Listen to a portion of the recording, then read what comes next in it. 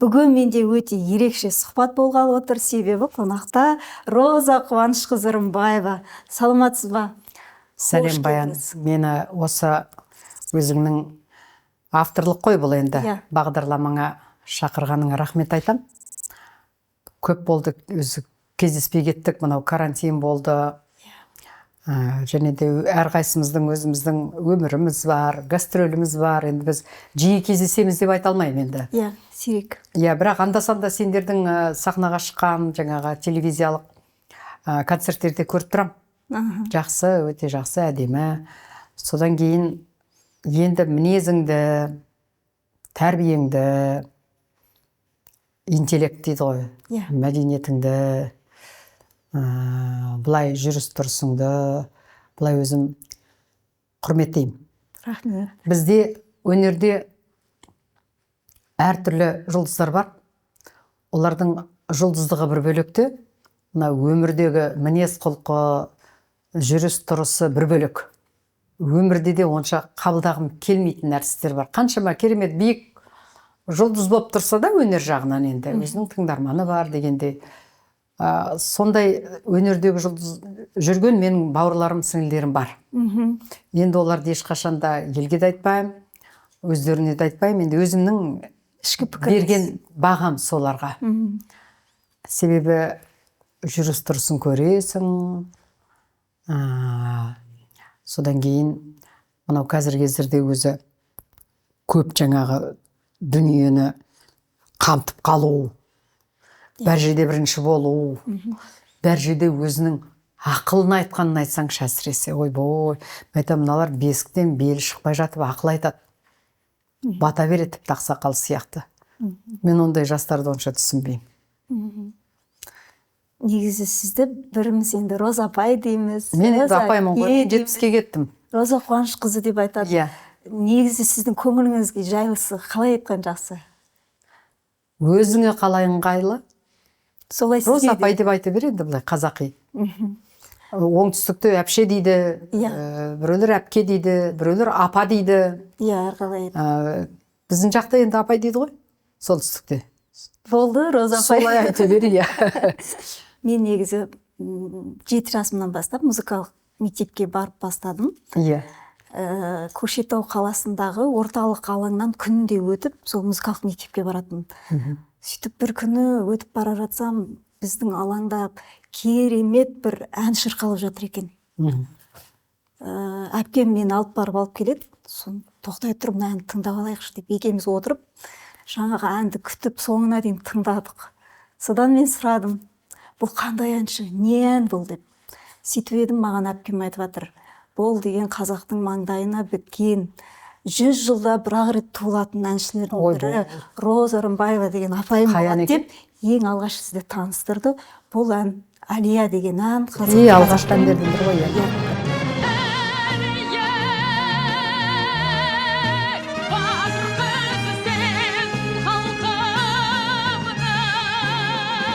Батыр қызы Әлияға арналған ән деп маған біраз таныстырып, мен сонымен ең алғашқы сізбен таныстығым басталған болатын. Енді мен содан бері мен сізді өзіме үлгі тұтып, әрбір сұхбатыңызды қараймын, әрбір сахнадағы концерттеріңізді қадағалаймын. Былай айтқанда, сізден бала кезінен сырттай үлгі алып, еліктеп өскен қыздардың бірімін. Ой, рахмет. Сізде де сондай бала кезіңізде бір еліктеп өскен, сүйіп тыңдаған әншілеріңіз болды ма? Мен бала кезімде сендерге енді бұл ертегі сияқты. Мен алғашқы радио біздің үйде қалай пайда болғанын көргім. Алғашқы телевизор қалай пайда болғанын, ол кезде сендер әлі дүниеге де келген жоқсыңдар. Сол кезде мен сахнада ән айтқан кезде, сол алғашқы телевидениядан сол тыңдап көріп, жақсы көрген әндерімнің бірі куә бол ғой. Мен соны біздің ауылда алғашқы телевизор пайда болған кезде, черно-белый ғой ол кезде. Сол кезде біздің Қазақстан жұлдыздары, оның ішінде Ескендір аға бар, Нұрғали аға бар, Бақыт Әшімі бар, сондай Гүлвир Разиева бар. Сол кісілер, Зейнеп Қойшыбаева бар, Венера Қармасова. Сол кісілер алғашқы осы телевизордан черно-белый жаңағы концерттер шығатын. Сол кезде мен сол Бақыт апаның орындауында көп болды тыңдағам. Бірақ енді оны бір керемет бір сүйіп, сондай жақсы көріп қалдым деп айта алмаймын, себебі Бақыт апамыздың дауысы меццо-сопрано. Жаңағы біздің қазақ операсындағы меццо-сопрано дауыстың бірінші соғысы болатын. Одан кейін Гүлдер ансамбліне келгенде 76 жылы репертуар жасау керек қой енді оркестрменен. Гүлдер ансамбльде үлкен оркестр болған. Репертуар жасау кезінде сол «Куә бол» әнін Тасқын маған арнап аранжировкамен жасады. Оған Талғат Сарыбаевтың қосқан үлесі бар. Гармония жағынан ерекшелік. Содан «Куә бол» әні сол күннен бастап менің орындауымда, енді Бақыт апаныкі бір бөлек, менің орындауым мүлдем бір бөлек, стилі де басқа «Куә бол» болып шыға келді. Одан кейін Дос-Мұқасан ансамблі орындады, көрдіңіз бе? Мысалы «Куә бол» әнін осы алғашқы орындағандардың бірі Бақыт Әшімова, одан кейін мен, одан кейін Дос-Мұқасан болса, үшеуміздің орындауымыз үш түрлі, үш стиль, үш мәнер, үш дауыс. Содан бері сол Әлиядан кейін, енді Әлия енді үлкен диапазонда ән ғой, лирикаға көшкен кезде сол «Куә болға» көшетінмін. Халық сондай құрметтеп қарсы алды. Соны сол алғашқы осы әнді мен осы алғашқы телевизор көрген кезде көргем. Тіпті Бақыт апаның киген көйлегі де есімде. Прическасы примерно сенікінде ол кезде сол осындай стильдер көбірек мода болған. Көйлегі сол 70-ші жылдардағы жаңағы әлі есімде. Сол Бақыт апаның солай шыққаны. Бірақ орындау жағынан, мәнер жағынан әрине мүлдем ұқсамайды. Сондықтан сондай әндер тыңдадым. Бірақ музыкалық былай айтқанда көзімді ашып, мынау стиль жағынан, гармония жағынан, музыканың жалпы бай дүниелерін мен тек қана қазақ ән емес. Мен шетелдің әншілерін де көп тыңдадым, орыс әншілерін де көп тыңдадым, совет композиторларын да көп тыңдадым. Сондықтан менің былай өсу, музыка қабілетімнің өсуі сол көп тыңдағандықтан, соның ішіндегі ең әдемі музыканы тыңдағандықтан. Гармония жағына көп көңіл бөлетінмін. Содан кейін музыканы тыңдағанда жай ғана әнді ғана тыңдамай, ана оркестрдің ішіндегі кейбір контрапункттарды, партияларын, инструменттердің қалай ойналып жатыр, ол гармониясы қалай болып отыр. Мен көбіне соны исследование дейді ғой бір. Музыкант ретінде қарағансыз. Мен сол музыкант ретінде тыңдап өстім, көп музыканы. Содан кейін музыка училищесінде мен скрипкада ойнадым ғой. Менде кішкене абсолютно слух жағы бар. Мен фальшты, кейбір келмей жатқан гармония жағынан бәрі осы мен бала кезімнен сол радиодан естіп қоятынмын. Одан кейін музыка училищесіне түскен кезімде мен вокалға түскем, әрине. Балалық дауыспенен вокалға түскем, бірақ менің жасым кішкентай болды да, маған айтты, сізге вокал әзірше сіз кішкентайсыз, әлі сіз өсесіз, дауысыңыз өзгереді деп, скрипкаға барыңыз деді. Бірақ мен мектепте жүргенде қобызға барғам. Енді скрипка мен қобыз енді екеуі де струнный инструменттер ғой, смычок пенен. Бірақ қобызға мен көп бармадым. 2 жыл бардым да қойдым. Содан кейін сол бар, сонымен скрипкаға сіз дайынсыз енді былай айтқанда ойнай аласыз деді де, мені вокалдан скрипкаға ауыстырып жіберді. Содан мен недоученная скрипачка дейді ғой. Себебі мен сол училищеде оқып жүрген кезімде мен Алматыға келіп конкурсқа қатыстым да, 75-ші жыл. Сол конкурсты жеңіп алдым. Онан кейін 76-ші жылы, ол жаздың каникул кезінде болатын, 76-ші жылы мені қайтадан Гүлдерге шақырды, мен Гүлдерге қайтып келдім. Училищені аяқтаған жоқсыз? Аяқтамадым. Сосын Алматыға келдім де мен ол кезде театрально-художественный институт ашылды. Алматыда. Соның ішінде факультет музыкальный драма комедий. Тасқынайты Роза, сол факультетке барсаң, оның ішінде музыкасы да бар, әні де бар, актерский де бар. Жаңа факультет ашылып жатыр. Түсің соған түс деп, өзінің ақылын айтты да. Содан мен сол муз-комедия, муз-драма факультетін бітіріп шықтым. 5 жыл оқыдым, очно оқыдым, заочно оқығам жоқ. Сол очно оқығандықтың арқасында мен дұрыс кәсіби білім алып шықтым. Және де ол кездегі біздің ұстаздарымыз Рымбаева екен деп ерекше бір жағдай жасаған жоқ. Жоқ. Барлық балаларменен бірге трико ки десе трико киіп, домала десе домалап, секір десе секіріп, мысық болса мысық болып, тышқан болса тышқан болып, десе тұр. Солай барлығымен бірдей. Себебі біздің мұғаліміміз Рахилам Абдрахмановна Машурова, ол басында ойлапты, ойбой, Рымбаева келді енді. Сабақ болмайды. Ол келетті автоматпен қойдырып алады да жүре береді. Ана же звезда деп ойлаған ғой. Жоқ. Барлық балаларменен өте қатал болды ол кісі. Сол қаталдығының арқасында деп ойлаймын, мен сол сабаққа кірісіп кеттім. Сосын менде бір намыс болды да, енді ат жолы Жұлдыз Рымбаева енді басқа балаларға қарағанда енді білмей тұрған ұят емес пе? Иә. Деп әрқашанда тек қана сол 5-4 енді. Сіз бәрінен жақсы жасау керексіз ғой енді. Ұят қой. Ұят қой. Балалардың алдында күлкі болғым келмеді да. Иә. Бірақ ол балалардың барлығы да мен жасты, бір жағынан, екінші жағынан олар эстрадно-цирковой колледжді бітірген, оперный студияны бітірген, хоровой студияны бітірген, опыты бар, дайындығы бар, 2-3 жылдан сондай оқыған, дайындығы бар балалар келді.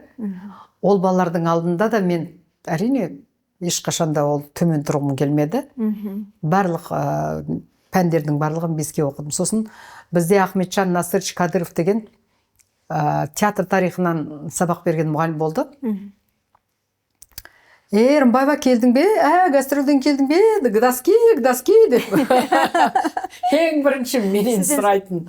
Содан мен бірінші курстан бастап менде әдет болып алды. Кітаптарымды, лекцияларымды, конспектлерімдің барлығын бір чемодан өзіммен бірге алып жүретін болдым. Гастрольді оқып жүресіз? Иә, себебі келсем, мұғалімдердің барлығы маған бас салады. Рымбаева келдің бе? деп. Гастролің бітті ме? дейді, менен бастайды. Сол кезде мен ұятқа қалмау үшін, шынында да барлық күшімді салып, дұрыс оқуға кірістім. Себебі музыка училищесінде мен ондай болған жоқпын. Ол кезде кішкентаймын ғой бір жағынан. Көбірек әнге кетіп қалып, көбірек сахнаға шыққанды жақсы көретінмін. Бәрібір скрипачкаға былай көңіл онша бөлмедім, скрипкаға. Әнге жүрегіңіз көбінесе, себебі мықты скрипачка бола алмайтынымды да білдім. Мысалы. Ал енді театральныйға түскен кезде ұстаздарға байланысты ғой деймін. Қызықтыра білу. Баланы, ауылдан келген балалар, мысалы, олар актерский мастерство дегенді білмейді. Қалай ол мына пәнге бірден кірісіп кетеді? Қызықтыра білу. Одан кейін өзіңе соны түсіндіріп, өзіңнен сұрай білу. Сол жағынан мықты болды деп ойлаймын мен мұғалімдерім. Содан мен қызықтым.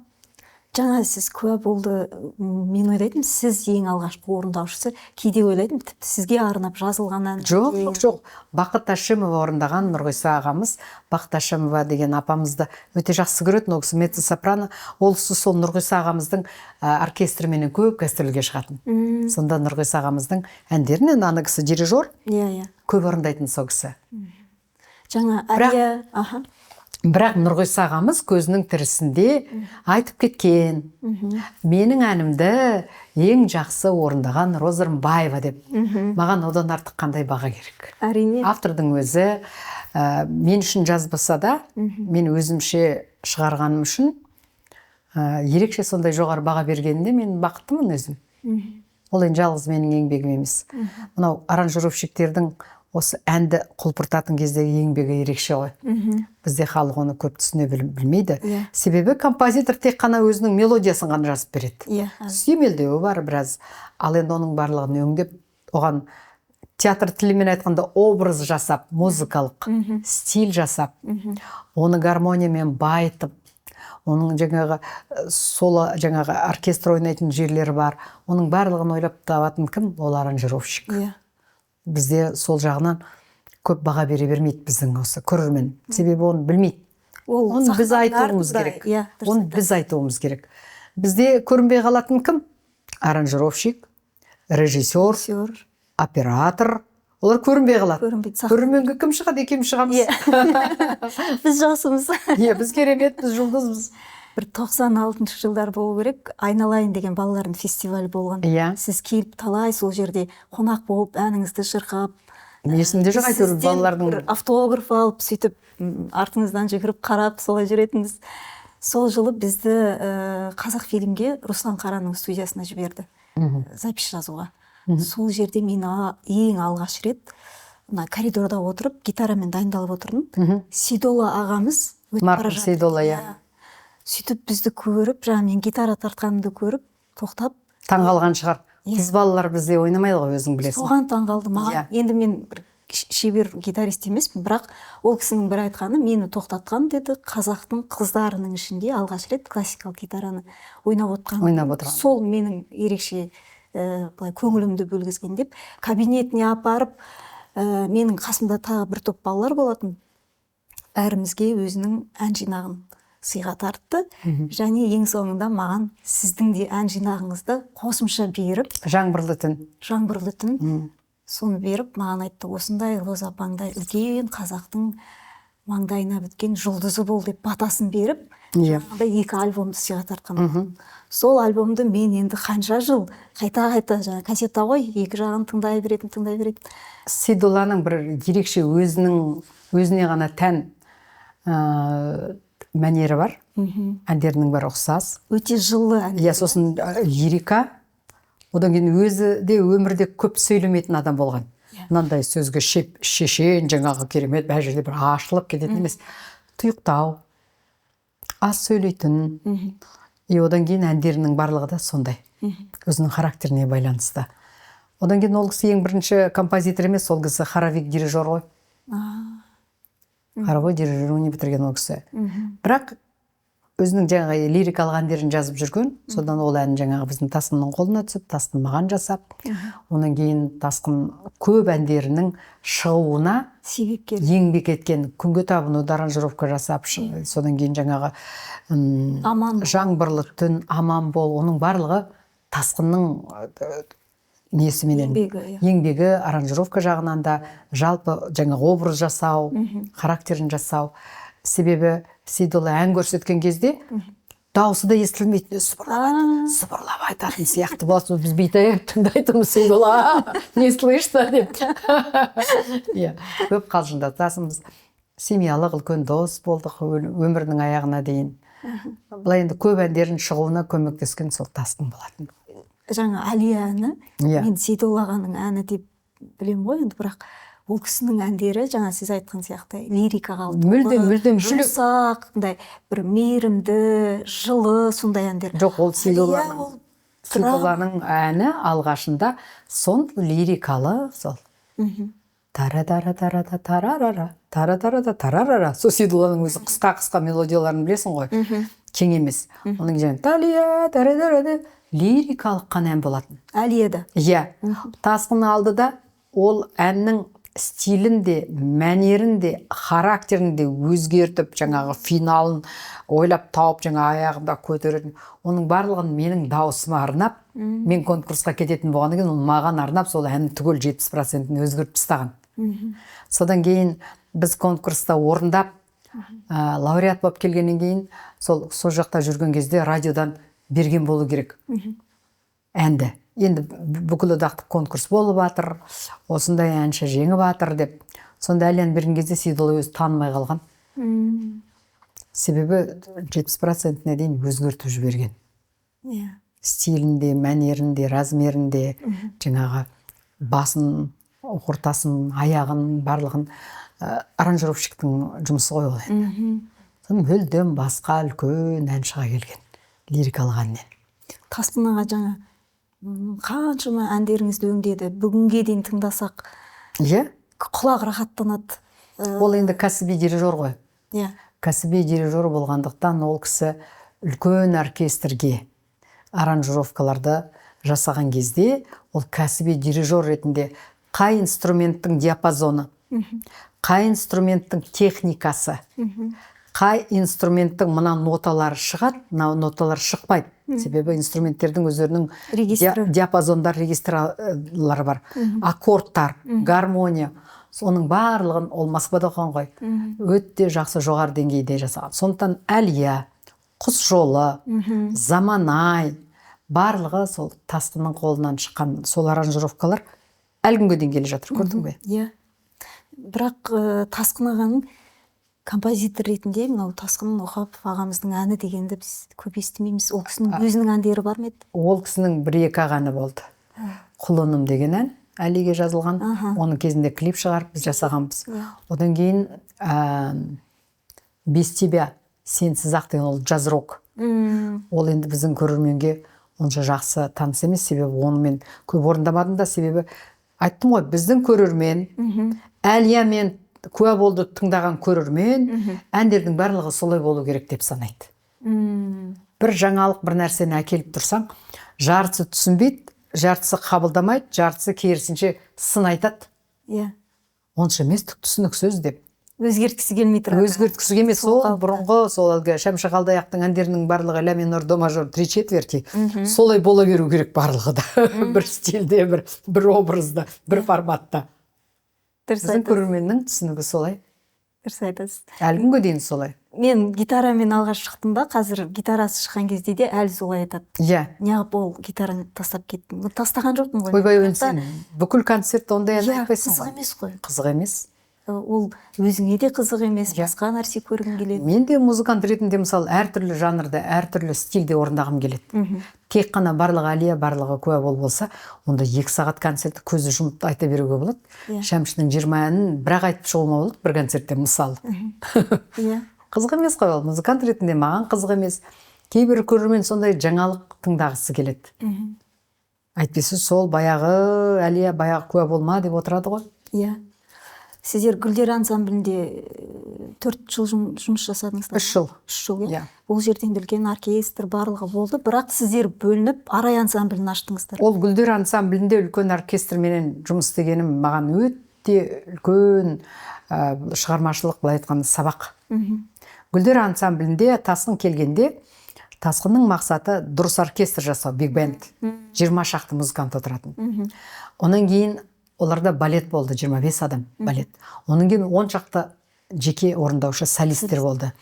Сондай үлкен коллективте жұмыс істеу, солармен бірге, бір деңгейде, мен жаңа келген әншімін, тәжірибелі әншілер бар, белгілі әншілер бар.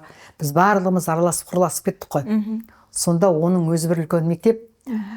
Ең бірінші үлкен мектеп сол оркестрмен жұмыс істегенбіз. Қазіргі жастар білесің, фонограммадан бастайды. Оның кейін клип түсіріп, сосын жұлдыз болып шыға келеді. Біздің кезімізде сол оркестрмен біз айлап гастрольде жүретінбіз. Күнде концерт, күнде жаңа сахна, күнде оркестрмен ән айту. Көрдің бе? Ол үлкен мектеп мен үшін.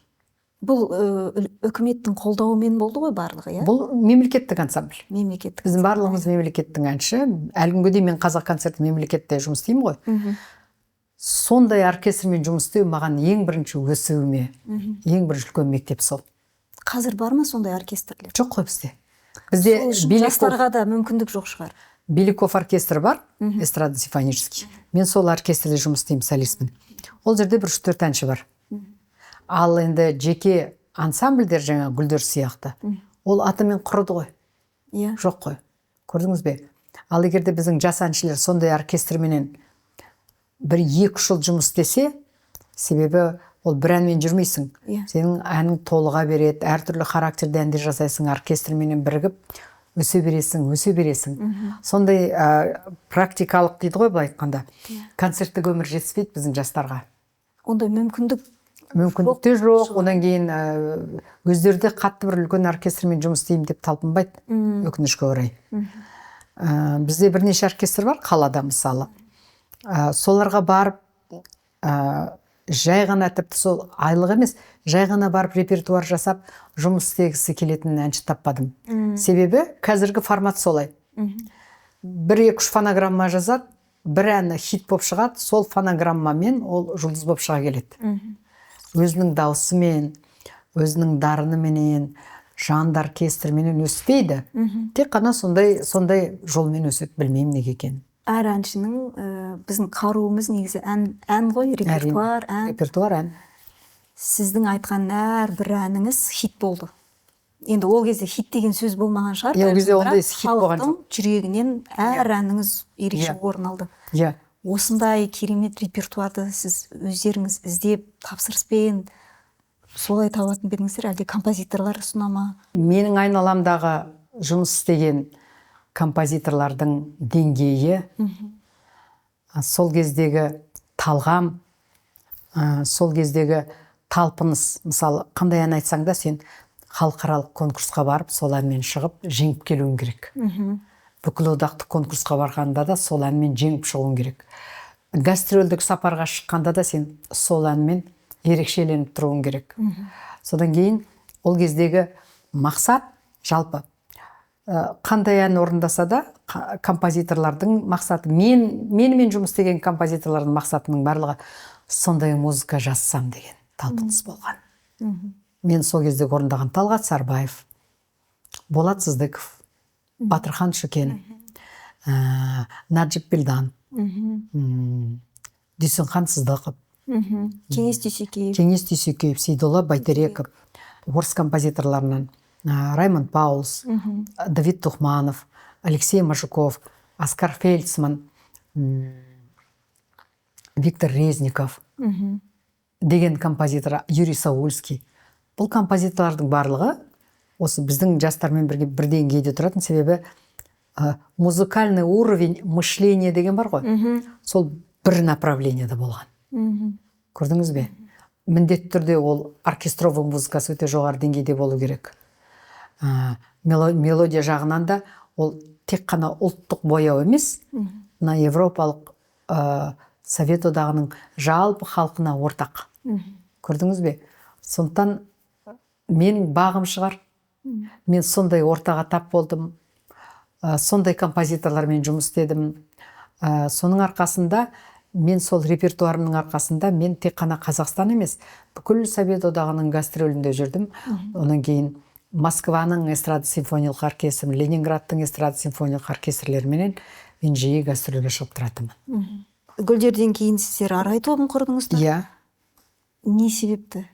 Мысалы, Гүлдерде дайын оркестр болды, мүмкіндіктер болды. Былай болды. Мен Гүлдерде істеп жүрген кезімде, қай жерге барсаң да, гастрольге барсаң да, Рымбаеваны деп мен үшін гастрольге шақырды, и менің орындауымдағы әндерді көбірек сұрады.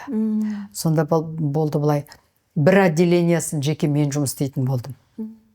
Ана жерде 10 шақты әнші жүр ғой. Ол қалған 10 шақты әнші екінші отделениясы, мен бір отделениясын.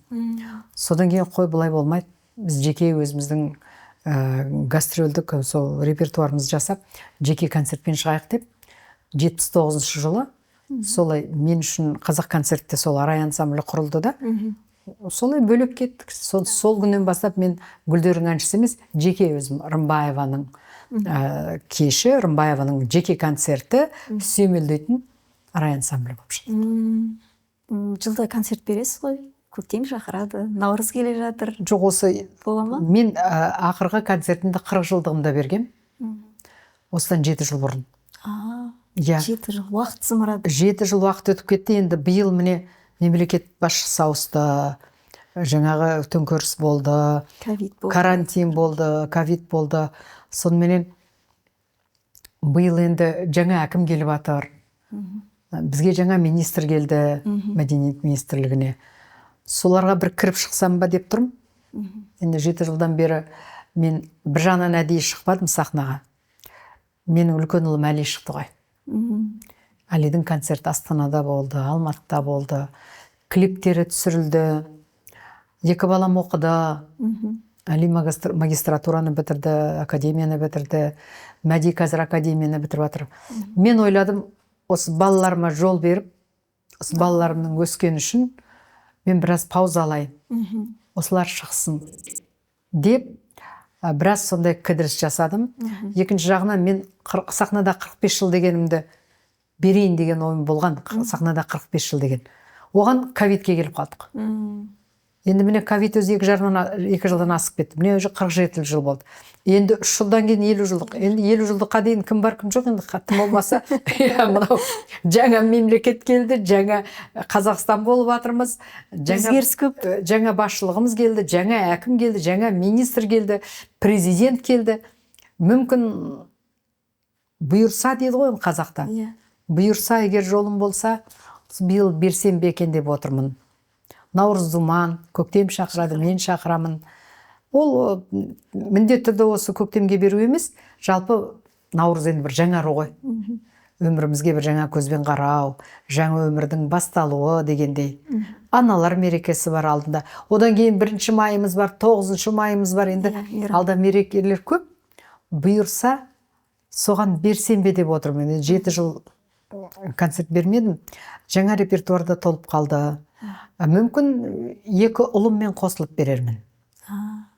Себебі ол екеуінің де өзінің музыкасы бар, өзінің тыңдарманы бар. Мүмкін үшеуміз қосылып бірге берерміз деп оны қазір ойластырып жатырмын. Өзгеріс бола ма? Сіз жаңа айтып жатсыз ғой, халық біздің қатты өзгергенімізді қаламай тұрады, сол бұрынғы әнді тыңдағысы келеді, бұрынғы образды көргісі келеді дейсіз. Мен бір қызықты дуэттер орындағым келеді.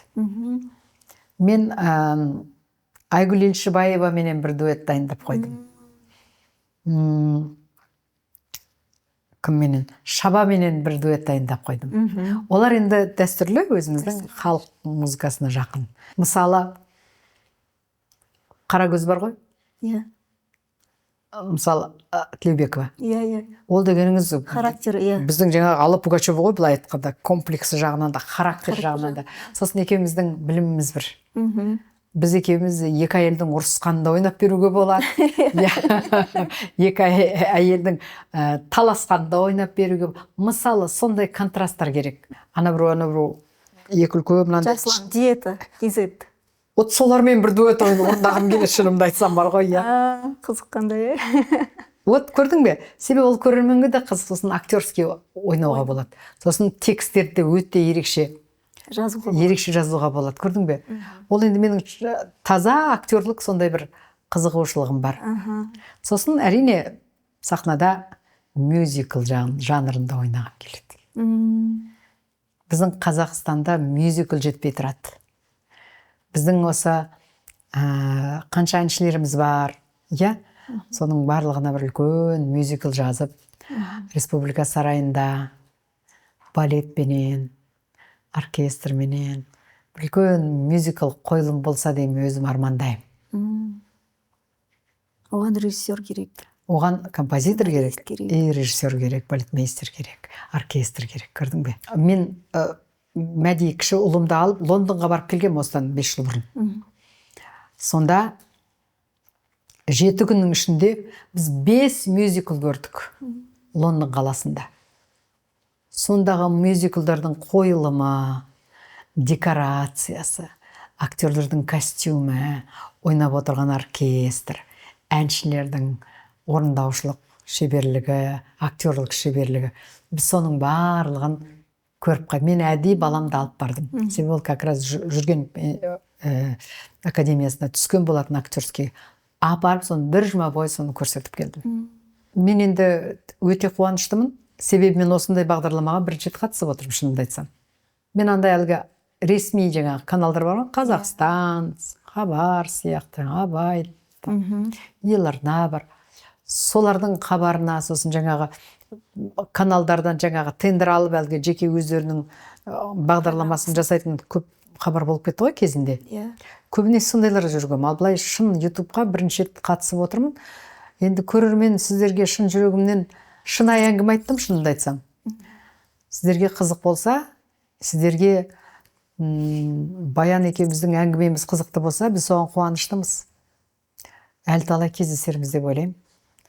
Ешқандай жаңағы әсерлеу, ерекшелік жоқ, театралдық жоқ, жаңағы шын әңгіме болды деп өзім санаймын. Көрерменге де солай болса екен деп ойлаймын. Рахмет көп. Құрметті достар, бүгін бізде ерекше сұхбат болды деп ойлаймын. Көріңіздер, міндетті түрде комментарий қалдырыңыздар. Сау болыңыздар. Баян баяндайды, баян баяндайды.